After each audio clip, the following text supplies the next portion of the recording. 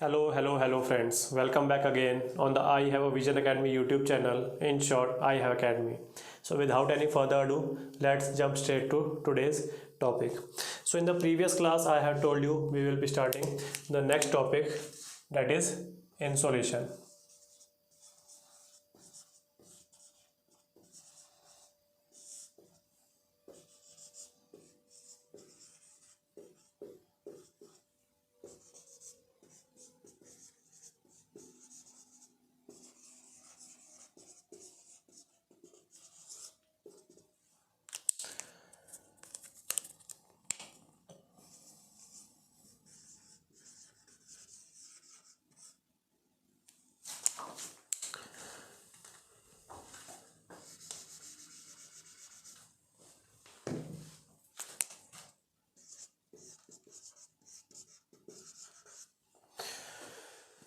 So insolation is itself a short form of incoming solar radiation.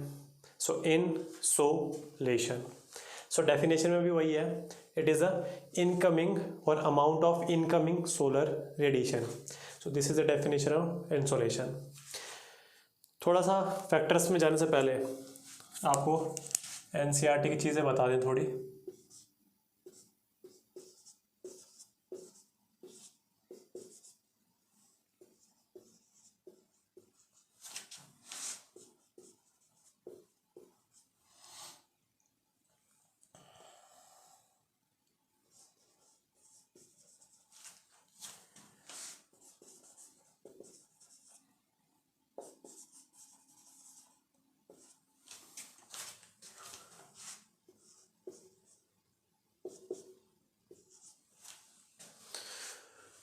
Box बना लीजिए, ज़्यादा अच्छा लग जाएगा.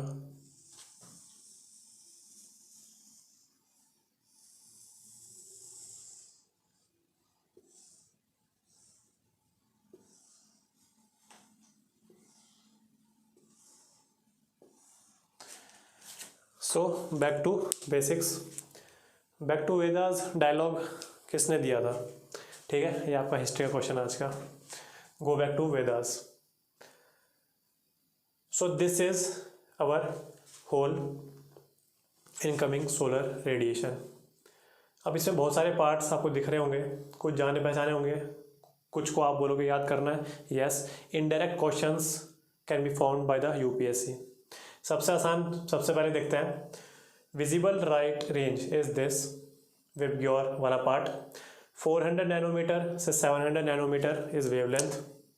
This is increasing wavelength.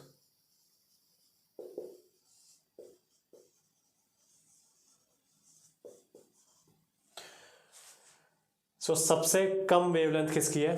Gamma rays की.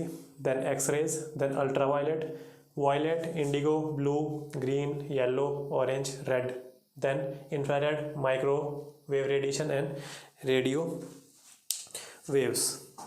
सो these are all the scales of insolation. अब छोटी छोटी बच्चों वाली चीज़ें सुन लीजिए जल्दी से, क्या पता आपको कहीं हेल्प आ जाए. याद कैसे करनी है? This is very simple. VIBGYOR.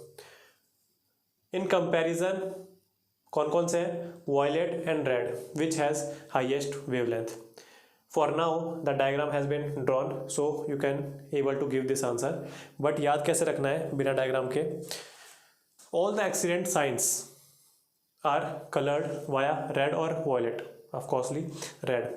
It means the wavelength of red is much more in comparison to the wavelength of violet. तभी from a distance we can see a red sign. So हम समझ जाते हैं कि yes, it is the correct time to apply the brakes because ahead of us is a speed breaker. So ऐसे याद करना है सबसे पहले तो कि विबग्योर में R की सबसे बड़ी वेवलेंथ है, तभी हमको डिस्टेंस से देखने में आसानी होती है. And all the accident science have been coloured via red. एक और आप अंदाज़ा लगा सकते हो. In the traffic signals there is a technicality between the stop light as well as the go light. Stop light किससे है? रेड से. रेड दूर से दिख जाती है और सबसे ऊपर होती है. ग्रीन सबसे नीचे होती है, क्यों? क्योंकि जब आप रोड के पास आओगे तभी तो ग्रीन देख पाओगे और तभी तो आगे जा पाओगे। सो that's Y green is at the lowest. पर आप आजकल अलग अलग भी आ गए, आजकल तो हॉरिजॉन्टल में भी लगाने लग गए, तो वो ठीक है, स्टाइल और एस्थेटिक्स की बात होती है। फिर विबग्योर के बाद ये कैसे याद करोगे? In the economy section you will read infant mortality rate, IMR. So this is IMR, infrared microwave radiations and radio waves. Red जो लास्ट हमारे पास कलर है वो रेड है, तो इसके बाद ऑफकोर्सली इंफ्रा रेड आएगा। जो सबसे पहला है वी वॉयलेट, तो इसके पहले, इससे और पहले क्या आएगा? Ultraviolet. ठीक है, और ये तो बहुत आसान है, अल्फ़ाबेट से याद है, ABCD ये सब, UV X Y, तो गामा रेस को Y मान लीजिए। I have told you in the previous classes that solar radiations in the form of short waves comes to the earth. So these are the short waves. These have short wavelength, and after the absorption by the earth starts emitting these radiations back in the form of long wave radiation. So these are infrared long wave. So ये थी वो long wave जो अर्थ अपने side से emanate करता है। And in the next class we will study the atmosphere part. So winds के part में पढ़ेंगे हम atmosphere. So there we will come to know that the heating of the earth, the actual heating of the earth is due to sun? No, is due to actual earth only. All the shortwave radiations that have been consumed by the earth, when it starts emanating backwards in the form of long wave radiation, so this particular phenomena will give the heating effect in the atmosphere. That's why atmosphere is not heated from above, but the atmosphere is heated from below. That is why the reason the Goa is humid तो रहने दीजिए, और the Rajasthan is have the more temperature than the Himachal mountains, क्योंकि नीचे से अर्थ गर्म होता है ना कि ऊपर से। अगर ऊपर से होता तो हमारा वो एनवायरमेंटल लैप्स रेट वो भी गलत हो जाता, कि as we go up there is a normal lapse rate, क्या है वो? पर किलोमीटर 6.5 डिग्री सेल्सियस का लॉस होगा। सो ऐसा आप इंटर रिलेट करते हुए चलिए, ताकि आपके कंसेप्ट का वेब बहुत स्ट्रॉन्ग बन जाए। Single concept you can able to forget, but the web of concepts your mind will tend to retain it for a longer time. So this is whole of the insolation chart, मैंने आपको दिखा दिया है, यही छोटी मोटी बातें बतानी थी।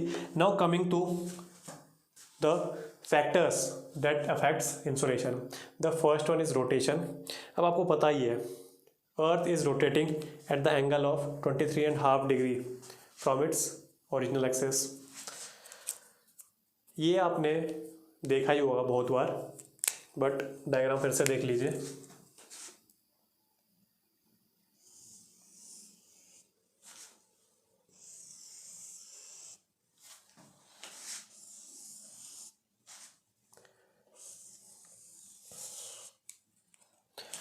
वैसे मत तो लगाने का था डायग्राम, पर ठीक है, आप इधर ही देख लीजिए।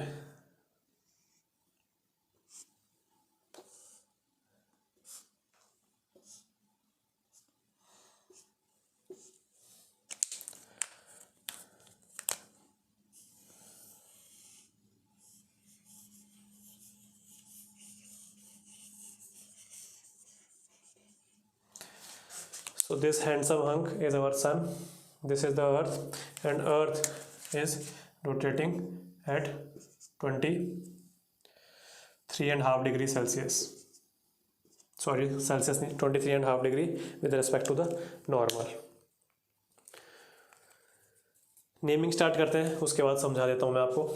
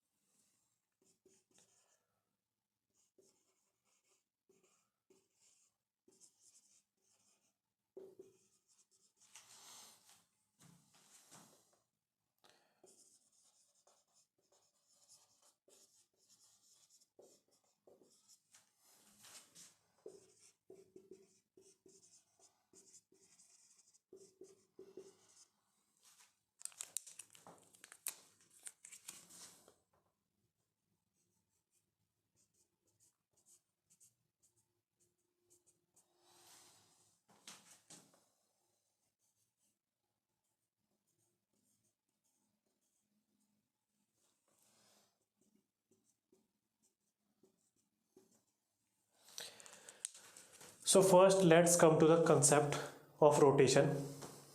Earth is rotating on its own axis.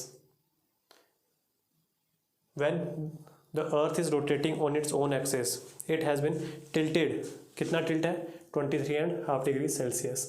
तभी हम जो भी चीज़ें पढ़ते हैं, Tropic of Cancer, Tropic of Capricorn, वो कितने होते हैं? 23.5 degree north and south. What are this Tropic of Cancer, Capricorn? We will go in detail. थोड़ी देर रुक जाइए.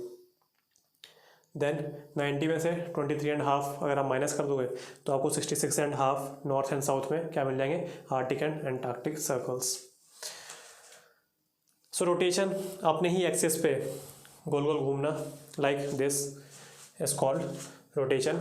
इफ यू रिवॉल्व और take a round about of something, so that is called revolution. How rotation affects the insolation? देखिए, ये जो आपको red line दिख रही है, इसको बोलते हैं सर्कल ऑफ इल्यूमिनेशन. अगर आपके पास, बहुत ही स्वाभाविक है, यहाँ सन है और यहाँ आपके पास कोई भी प्लैनेट है, तो उसका जो एक साइड होगा उसी साइड को क्या मिलना चाहिए? इंसोलेशन मिलना चाहिए. It means at a particular half of the planet that is illuminated experiences day, and at the same time the other half of the sphere of the planet will experience the night time. So this particular line which is separating day from night is the circle of illumination. तो अब आपको सारी चीज़ें ज़्यादातर समझ में आ गई होंगी. इंसोलेशन, रोटेशन कैसे अफेक्ट करेगा? जो भी साइड सन की तरफ होगी that will experience day and the other part will experience night. So rotation helps in the day and night phenomena. But if I talk about the seasons or variation in day and night, आपको पता ही है, अभी हम आगे भी पढ़ेंगे. There is a variation in day and night. कभी दिन ज़्यादा लंबे हो जाते हैं, कभी दिन बहुत ज़्यादा छोटे हो जाते हैं, कभी रात लंबी हो जाती है बहुत सारी, कभी रात छोटी हो जाती है. अपने दर्दनाक पास्ट में मत घुसना, अपने एक्स को याद मत करना कि यह रात लंबी होती है, छोटी होती है. यहाँ ध्यान दीजिए. सो rotation causes the phenomena of day and night only, but the revolution causes the variation in day and night as well as the seasons. तो ये आपको पता होनी चाहिए बात.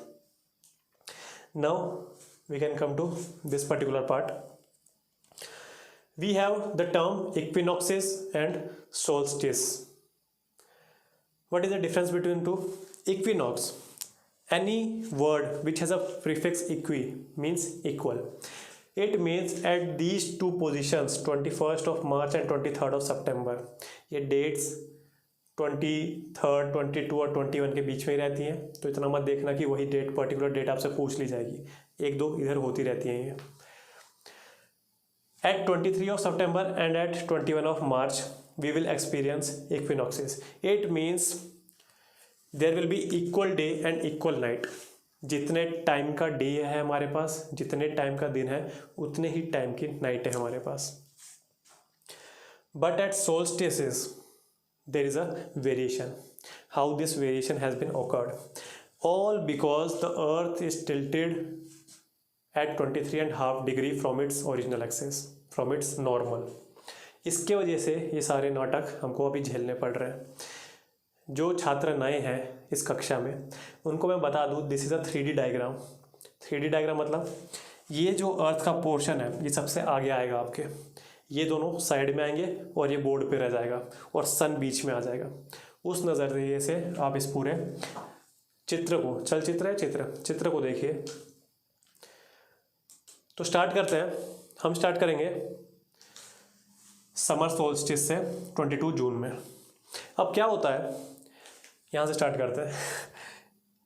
This is the equinox position. Equinox means there is a equal day and equal night. इसका मतलब we can take out a inference that the sun is at the equator, because equator कहाँ है? At the middle of the earth. तो मतलब सन कहाँ है? अगर इसको देखेंगे तो सन किधर है? एकदम यहाँ है, बीच में है. ठीक है. इक्वेटर को शायद से भूमध्य रेखा बोलते हैं, देख लेना एक बार. हिंदी भी थोड़ी थोड़ी आनी चाहिए. तो sun's rays will be at equator और sun will be at equator at equinoxes. Doesn't matter it is a spring equinox or autumn equinox. Now the earth will start its journey towards the 22 of June. At the 22 of June, the sun rays will fall directly on the Tropic of Cancer. अभी बस सुन लीजिए, इसके आगे हम पढ़ेंगे what is Tropic of Cancer and Capricorn. The sun's rays will fall directly at Tropic of Cancer, that is 23.5 degree north. जब ये 23.5 degree north पे सन्स रेज जा रही हैं, सो हमारे पास हमारे पास दिन ज़्यादा लंबे हो जाएंगे और रात छोटी हो जाएंगी. सो इन द नॉर्दर्न हेमिस्फीयर, ये इक्वेटर है हमारे पास, इन द नॉर्दर्न हेमिस्फीयर हमको क्या मिलेगा?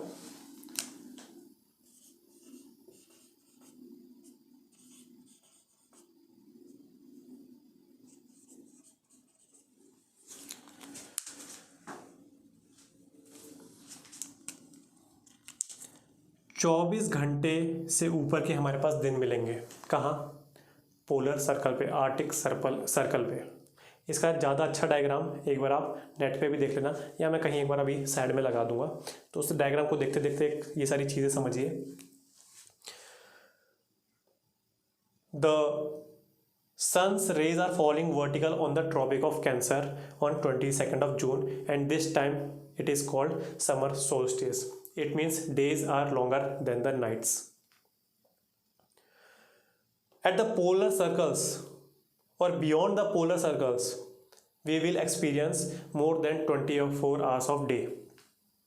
At the equator कुछ बदलता नहीं है, ठीक है, तो इक्वेटर में उतना ही नाइट्स एंड दिन ज़्यादातर सेम ही रहते हैं, मोर एंड लेस.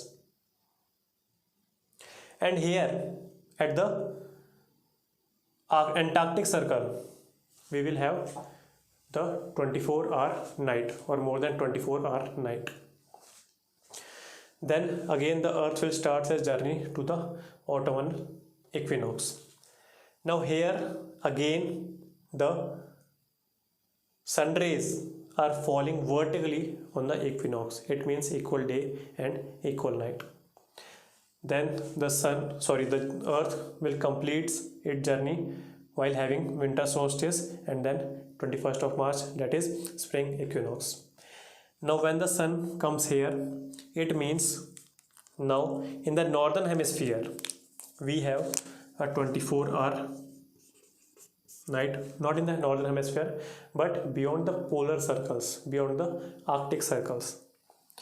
इक्विनॉक्स पे इक्वेटर पे मैंने बताया 0 ही होता है. And here we will experience the southern portion will experience the day part. Understood?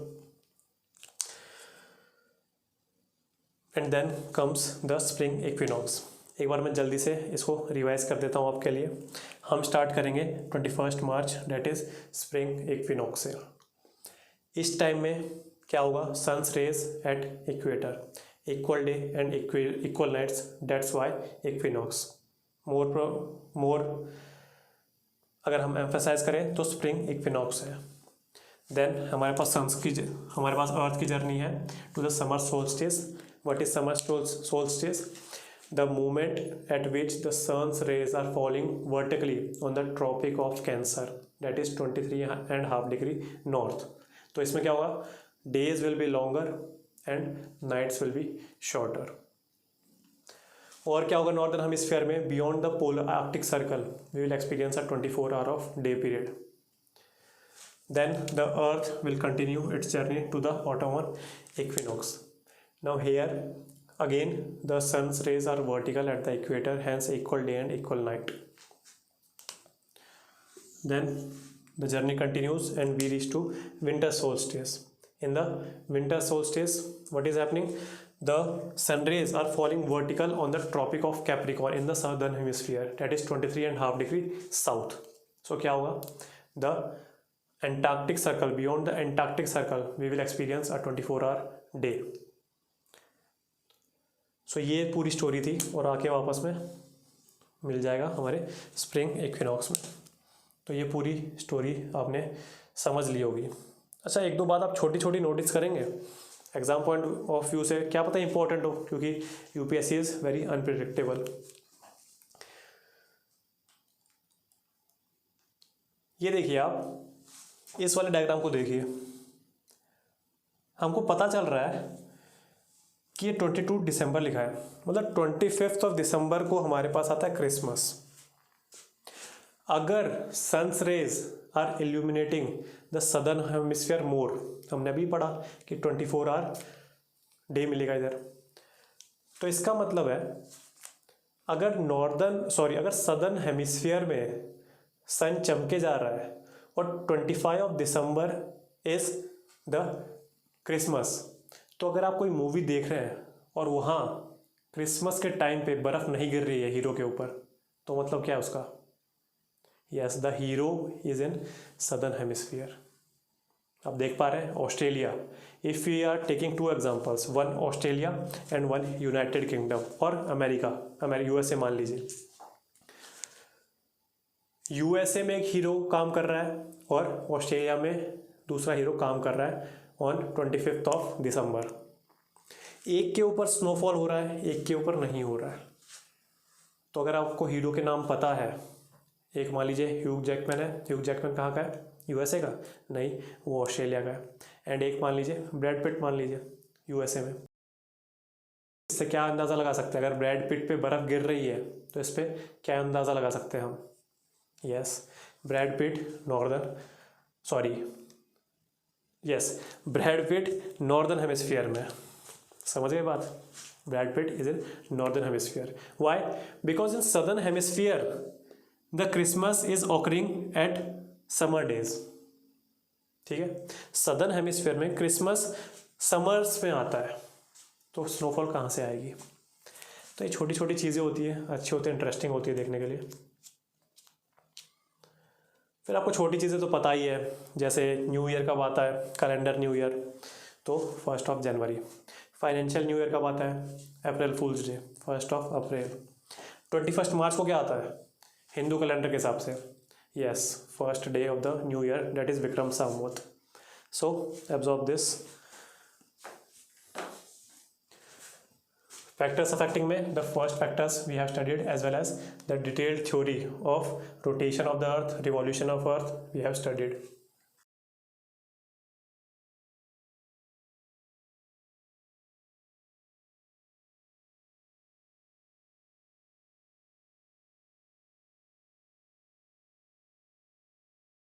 ये वाला पार्ट अगर आपको समझ नहीं आया, क्योंकि डायग्राम में थोड़ी दिक्कत थी, दिक्कत तो नहीं थी, मैंने थोड़ा कम उसे एक्सप्लेन किया, उसमें 2-3 चीज़ें और भी दिखा सकता था मैं, बट बहुत ही हौच पौच हो जाता, बहुत ही डस्टबिन टाइप हो जाता, तो अच्छा नहीं लग रहा था।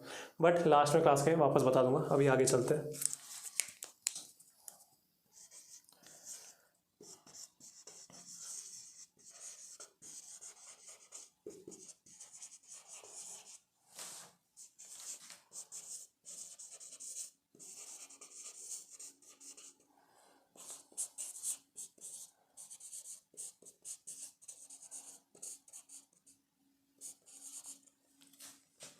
The second is angles of sun rays.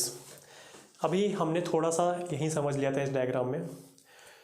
Vertical sunrays will heat more rapidly and heat a less area, hence covering the least distance from the sun.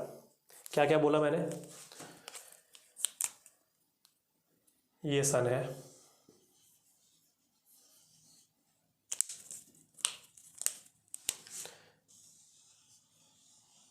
This is अवर अर्थ।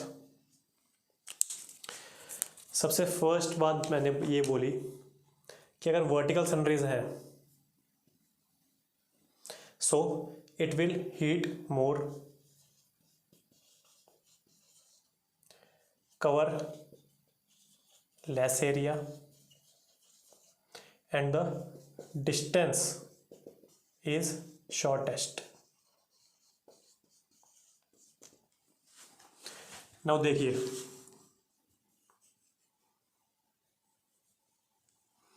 क्या क्या समझ आ रहा है आपको? Inclined rays, area is more and distance is lengthiest. So हम क्या पढ़ रहे हैं, फैक्टर्स ऑफ इंसोलेशन. तो इसको इंसोलेशन बहुत ही ज़्यादा मिल रही है पर एक छोटे से एरिया में मिल रही है. So it will heat more rapidly and shortest distance of rays है.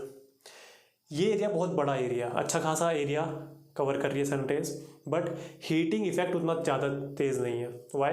Because of the inclination of the sun rays. Understood? So this was the second factor, angles of sun rays.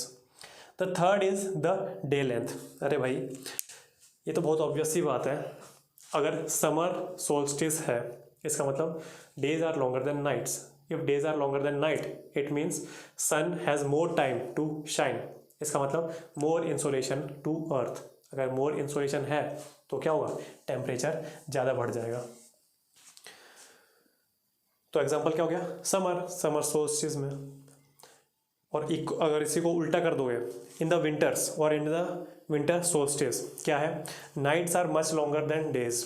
It means sun doesn't have that much amount of time to shine.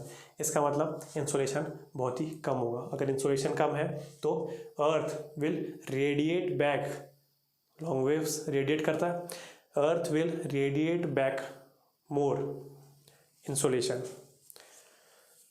तो long wave ज़्यादा eminent कर देगा, short wave उसके पास कम आई है, इसका मतलब temperature down हो गया, इसका मतलब विंटर्स आ गई. So that is the concept of days length in respect to the insolation. Then dust particles. अगर डस्ट पार्टिकल्स हैं एयर में, सो जो इंसोलेशन है, the incoming solar radiation, the dust particle has a tendency to reflect back some of the insolation, to absorb some of the radiation, and as well as to disperse or scatter some of the insolation. Hence these particular insolation will not be able to reach to the earth's crust. समझ में आई बात? तो insolation क्या हो गया, कम हो गया. So this is the dust particles.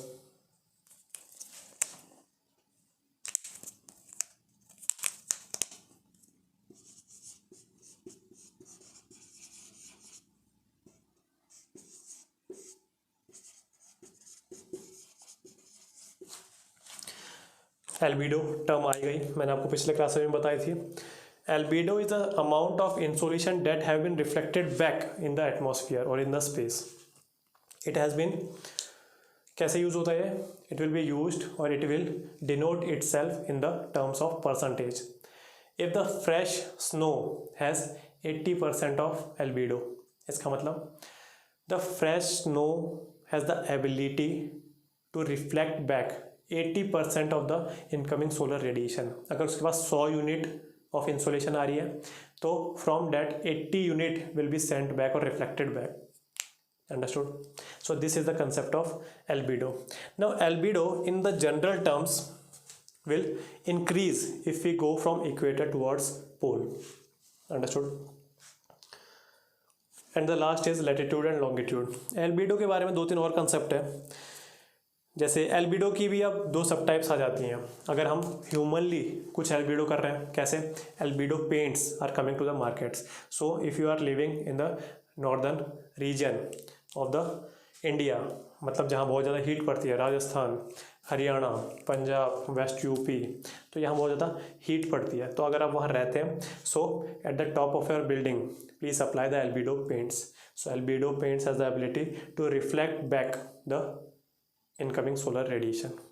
और सेकेंड टाइप है जो मैंने आपको बताया था, कूलेंट्स, मतलब aerosols. If you spray aerosols in the clouds in the atmosphere, so वो भी एबिलिटी रखते हैं to reflect back the insolation. तो ऐसी थोड़ी सी एक चार्ट है, ज़्यादा याद करने की ज़रूरत नहीं है, बट ये याद रखें, the cirrus clouds, the highest clouds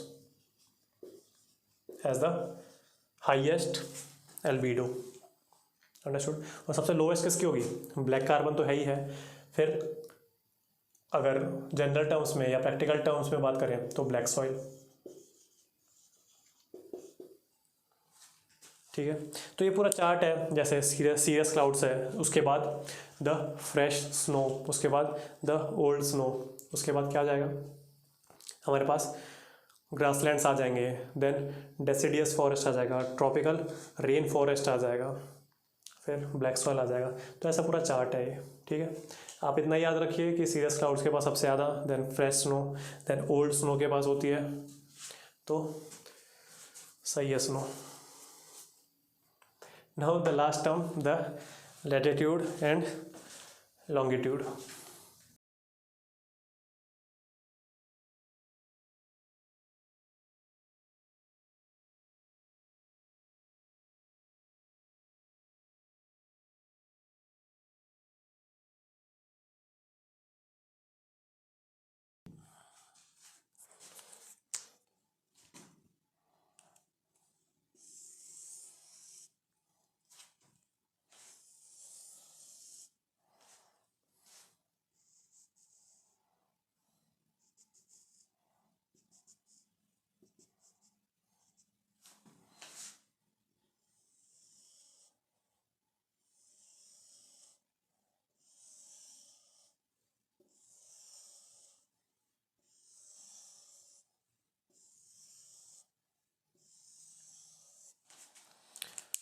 So these are the two lines that I am talking about. These are purely imaginary lines.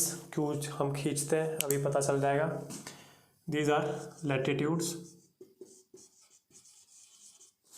These are longitudes या longitudes, कुछ भी बोल लीजिए. These are 181 in number. कैसे 180, तो एक सारी latitudes हो गई और एक जो इक्वेटर है वो है 181. और ये भी हर एक डिग्री पे, लॉन्गिट्यूड्स हम बनाते हैं हर एक डिग्री पे, तो 180 डिग्री लास्ट हो जाती है.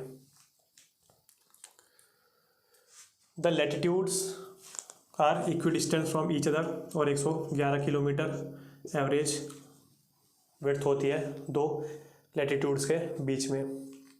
This circle that will cut the earth into half is called known as equator. तो ये 0 डिग्री पे रहता है.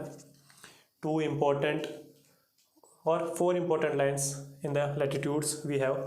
The first one is Tropic of Cancer at 23.5 degree north. Tropic of Capricorn at 23.5 degree south. Then here we have polar circles. The Arctic circle at 66.5 degree north and 66.5 degree south. The Antarctic circle. So these are the lines that I am talking about while explaining the previous diagram.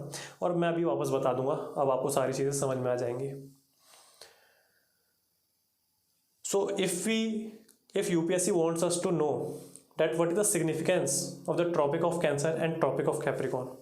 सो इसकी significance ये है, these are the farthest points to which the sun can give its vertical sun rays. So Tropic of Cancer and Tropic of Capricorn के बीच में ही सन घूमता है. Oscillate कहाँ करेगा? सन यहीं करता रहेगा बस. Understood? So this is the area जो इन अ ईयर एक्सपीरियंस करेगा वर्टिकल सन रेज 2 टाइम्स. एक ईयर में 2 बार वर्टिकल सन रे एक्सपीरियंस करेगा the area between the Tropic of Cancer as well as Tropic of Capricorn. क्यों? यहाँ जाएगा, पूरे एरिया ने एक बार कर लिया, 6 मंथ हो गए. यहाँ आएगा, वापस ख़त्म हो गया 1 साल. हमने अभी देखा था उसमें भी, यहाँ से पूरा घूम के 1 साल ख़त्म. तो यहाँ से पूरा जाके 6 महीने खत्म, वापस अपनी जगह पे आ गए 1 साल खत्म.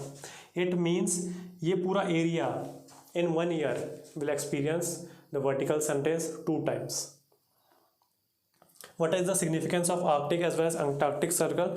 मैंने आपको अच्छी तरह बता दिया है कि beyond these points 66.5 degree north and 66.5 degree south, इन दोनों के ऊपर और नीचे वी कैन एक्सपीरियंस डेज और nights of more than 24 hours. ठीक है, तो लैंड ऑफ मिडनाइट सन कौन सी कंट्री को बोलते हैं? नॉर्वे को बोलते हैं लैंड ऑफ मिडनाइट सन। तो क्यों बोलते हैं अब आपको समझ में आ गया। अच्छा, लैंड ऑफ राइजिंग सन किसको बोलते हैं? देखने जाके टाइम जो सॉरी मैं बोल रहा हूँ देखने जाके टाइम, देखने जाके अपने गूगल पे। So these latitudes are use to calculate distance between 2 points. थोड़ा पानी पी लेने दीजिए।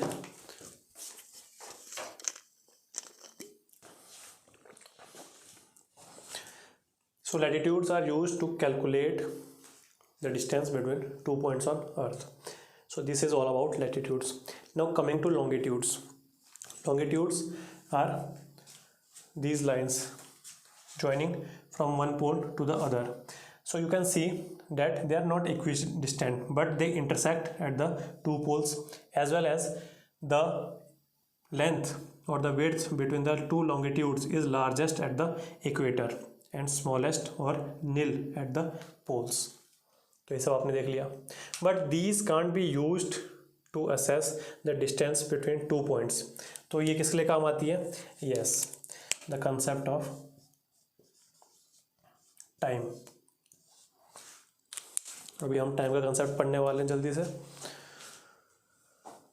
सो 2-3 लॉन्गिट्यूड्स, 2 ही हैं वैसे तो, are very much important. The first is international standard time और यूनिवर्सल स्टैंडर्ड टाइम और Greenwich mean time, which is passing through Greenwich in Britain. Also another fact, this GMT line will pass through Lake Volta that is situated in Ghana.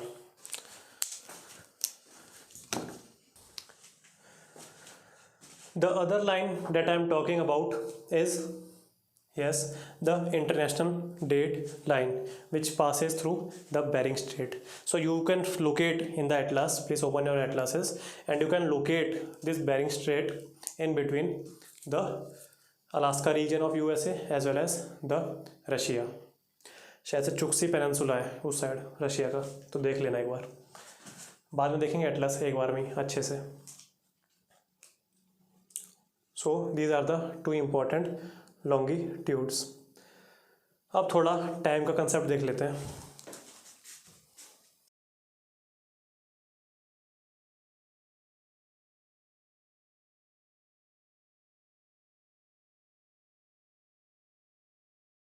ये time का concept please एक बार में अच्छे से समझ लेना, उसके बाद आपको कोई बेवकूफ़ नहीं बना सकता।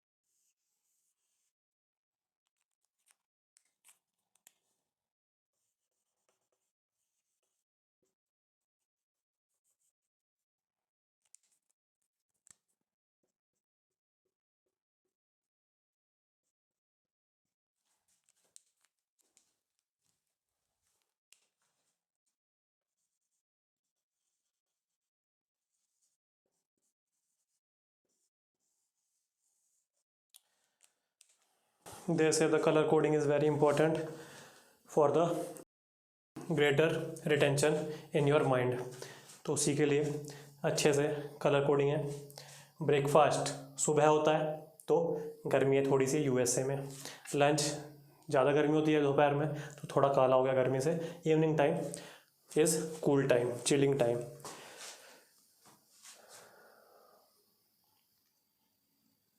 लंच ही लिख दिया मैंने, वाह बहुत ही अच्छी चीज़ लिखी है।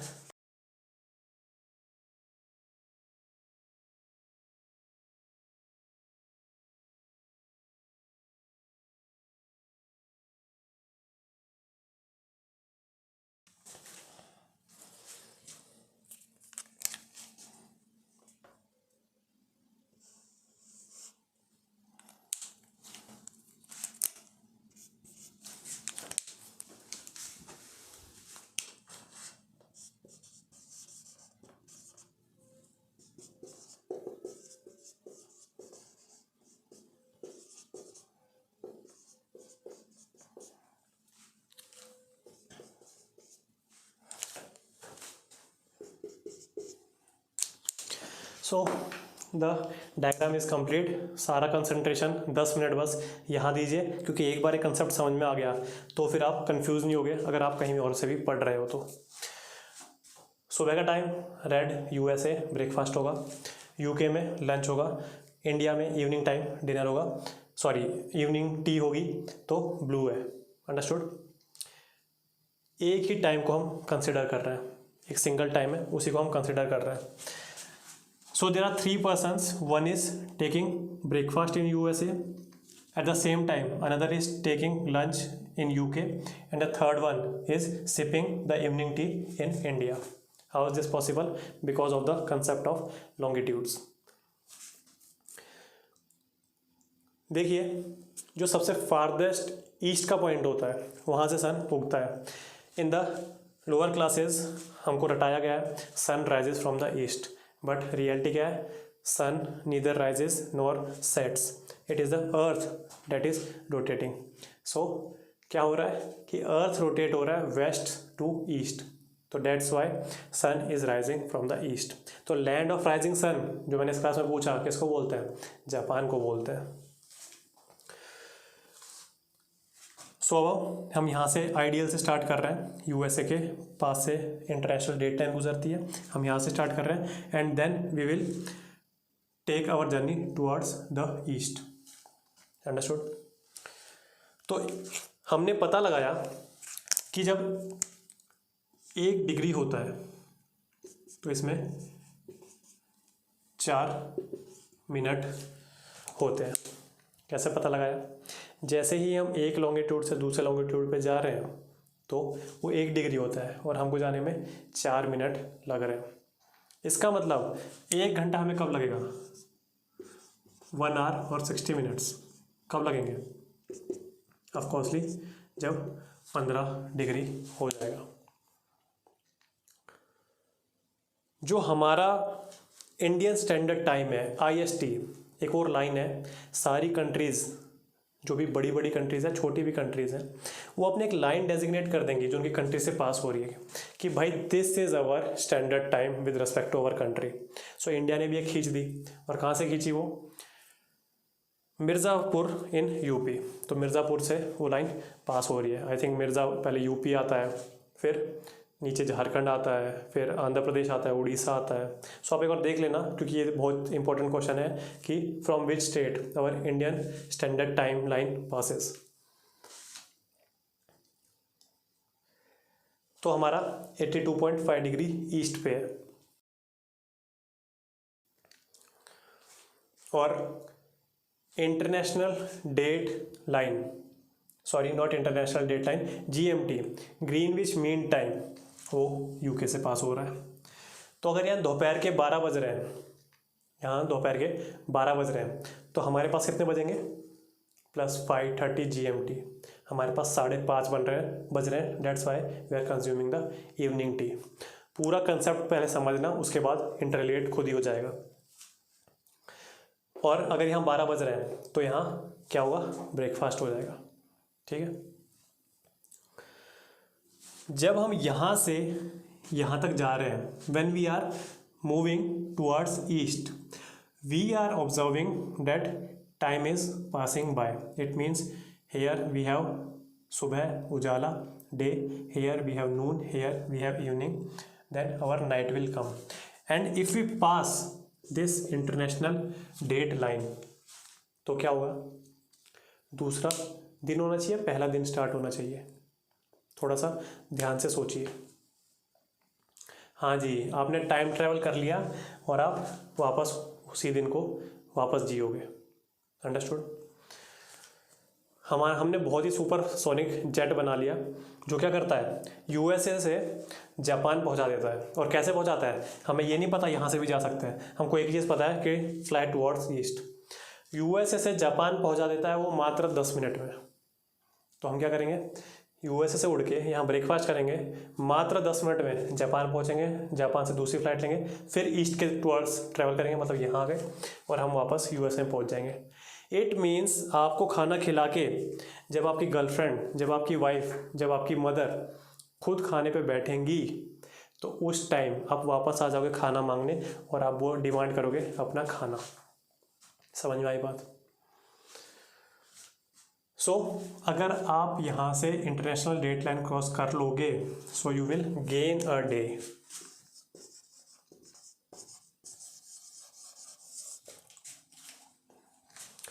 अब इसको उल्टा कर देते हैं। आप यहाँ से वेस्ट की ओर जा रहे हो। When you are taking your journey towards west, तो इंडिया में आपने इवनिंग टी पी और इसके बाद आपके हिसाब से नाइट होनी चाहिए, बट उसी सुपरसोनिक जेट में पहुँच गए आप यहाँ 10 मिनट में, और यहाँ ब्रेकफास्ट करके और वापस निकल गए आप यहाँ। बट अब यहाँ जब आप वापस घुस रहे हो तो क्या हो रही है? नाइट हो रही है। इसका मतलब you are losing the whole day. आप हो time traveller. So this is the term concept of time and it is very relative in nature. तो मतलब रियल में कुछ है ही नहीं कंसेप्ट टाइम का, अगर आप एकदम रियल सेंस में सोचो तो इट इज़ ऑल रिलेटिव। तो ये था पूरा कंसेप्ट। अब इसको एक और डायग्राम से, सिंपल डायग्राम से आपको समझ में आ गई बात। इंडिया का अगर ऐसे हिसाब लगाए 15 डिग्री एक घंटे में आप 15 डिग्री कवर कर लेते हो, तो ऐसे ग्रीनविच मीन टाइम से इंडिया है 82.5 डिग्री ईस्ट पे, इंडियन स्टैंडर्ड टाइमलाइन है 82.5 डिग्री ईस्ट पे which is passing through Mirzapur in UP. अगर वहाँ का आप डिस्टेंस करो लॉन्गिट्यूडनल, तो आपको क्या मिलेगा? +530 GMT, ये पर्टिकुलर टाइम मिलेगा। इट मीन्स यहाँ यूके में अगर 12 बज रहे हैं दोपहर के, तो हमारे पास शाम के 5:30 बजेंगे, और यहाँ कर लो -530 GMT। So if you are moving towards west, this sign will go in minus और दिस विल रिड्यूस। अगर आप इंडिया से यूके आ रहे हैं, तो ये +530 +5 +430 +4 इट विल रिड्यूस। अगर यहाँ से यूके से आप अमेरिका की तरफ जा रहे हो, तो क्या होगा? -10 -20 -30। Understood? And if you are starting your journey towards east, तो क्या होगा? यहाँ से माइनस से पहले 0 आएगा, देन 0 से it will start again gaining time. एक और उसमें समझ लेते हैं ये।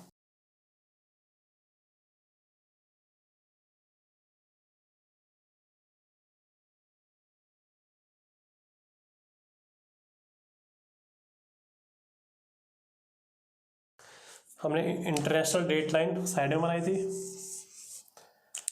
अब हम बिल्कुल सामने ही बनाएंगे भाई।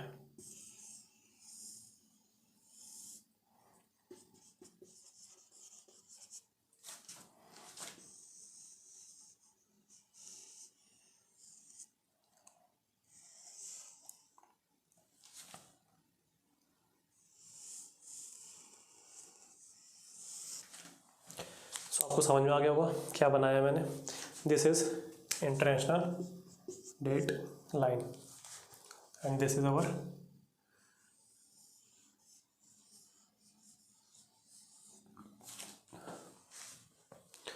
the map of North America, the map of Eurasia.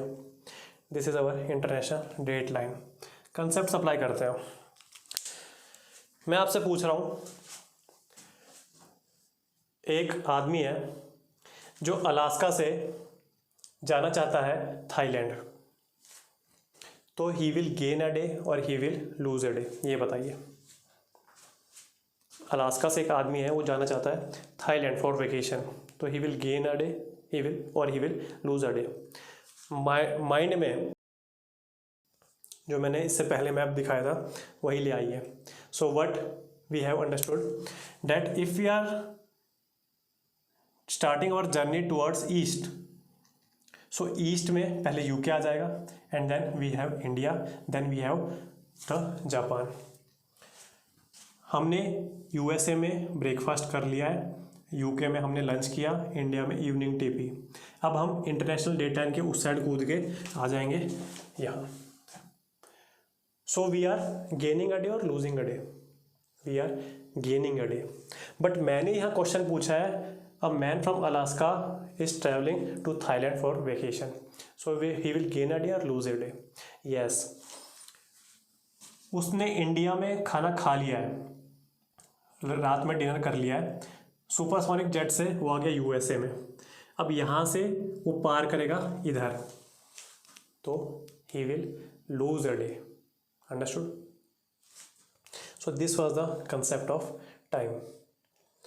ठीक है, आज की क्लास एक बार देख लेता हूँ, थोड़ा सा एक और टॉपिक पढ़ ही लेते हैं।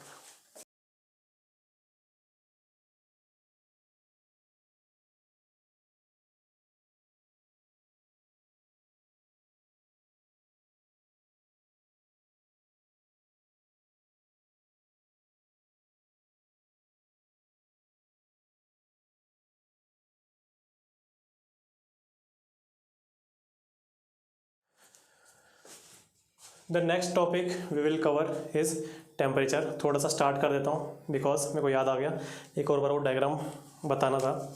सो टेम्परेचर हेडिंग दे देना कल के लिए, टेम्परेचर पढ़ेंगे हम। सो टेम्परेचर क्या है?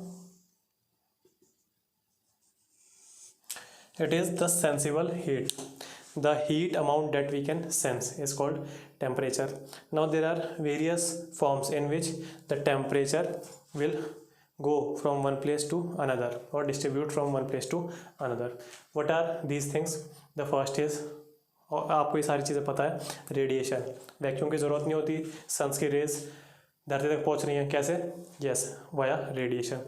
Another thing is conduction. So all we know is air is the bad quality of heat, या टेम्परेचर कुछ भी बोल सकते हैं, इसीलिए जल्दी से हीट अप नहीं होता। सो कंडक्शन में क्या होता है कि एक पार्टिकल अपनी जगह में रह के सारी हीट दूसरे को ट्रांसफ़र करेगा, दूसरा तीसरे को करेगा, सो कोई भी अपनी जगह छोड़ेगा नहीं। बट यही डिफरेंस आ जाता है कंडक्शन और कन्वेक्शन में। कन्वेक्शन में क्या होगा, एक पार्टिकल सारी हीट जमा करके खुद ही दूसरे पॉइंट पे जाएगा। अंडरस्टूड? तो ये कन्वेक्शन कैसे होता है? वर्टिकल। अब एक और टर्म आ जाती है एडवेक्शन। तो एडवेक्शन क्या होता है? एडवेक्शन इज हॉरिजॉन्टल, ठीक है, जिसको एग्जांपल है विंड्स, और इसका क्या है? एयर करंट्स, ठीक है। तो एयर जो जाती है वो कैसे आती है? वर्टिकल। विंड्स कैसे आती हैं? हॉरिजॉन्टल। तो एडवेक्शन होता है with parallel to the ground. फिर उसके बाद हम कल स्टार्ट करेंगे, यही सब स्टार्ट करेंगे, फैक्टर्स डेट अफेक्ट टेम्परेचर। तो उसमें भी क्या आ जाता है? उसमें भी आ जाएगा day and night, angle of inclination, altitude, latitude, सारी चीज़ें पढ़ेंगे एक साथ। एक साथ नहीं पढ़ेंगे, आराम आराम से पढ़ेंगे।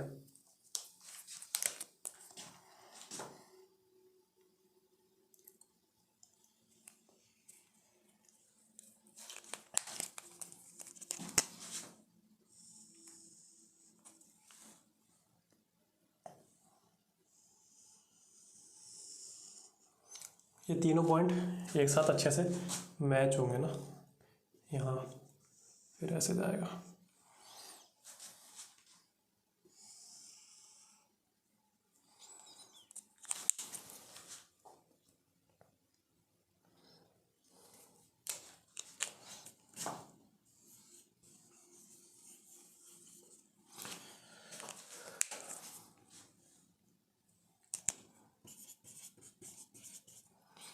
कौन सा दिन है ये बताओ? 22 ऑफ दिसंबर। इसका मतलब यस,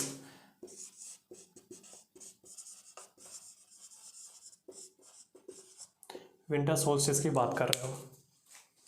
पोलर सर्कल्स हैं दोनों, circle of illumination, equator and tilted axis. समझ आ गया सब चीज़ें? उस टाइम मैं क्या बात कर रहा था? विंटर सोल्स्टाइस है, तो आप देख रहे हैं सर्कल ऑफ इल्यूमिनेशन का है, this is circle of illumination. और आप ये देख पा रहे हैं, अगर अर्थ पूरा इस टाइम रोटेट भी कर जाए, this whole circle beyond the Antarctic circle और पोलर सर्कल 66.5 डिग्री साउथ, इसके नीचे पूरा दिन ही रहेगा अगर ये इस पोजीशन में रोटेट भी हो जाए अर्थ पूरा। So that's why 24 hour day beyond the polar circles. और वैसे इन जनरल सदर्न हेमिस्फीयर में the longest day and shortest night. Shortest night and longest day. तो मैं यही समझाने की कोशिश कर रहा था, इक्वेटर पे वही सेम रहेगा और यहाँ 24 आवर नाइट। कैसे, ये देखिए पोलर सर्कल के ऊपर देखिए 66.5 डिग्री नॉर्थ है, इसके ऊपर देखिए सर्कल ऑफ इल्यूमिनेशन यहाँ इल्यूमिनेट ही नहीं कर रहा है बिल्कुल। समझ में आई चीज़ है। So beyond this particular circle 24 hour और उससे भी ज़्यादा बड़ी हमारी पास होगी नाइट। तो यही सिग्निफिकेंस मैं बता रहा था polar Arctic and Antarctic circle की, कि beyond these two circles we will experience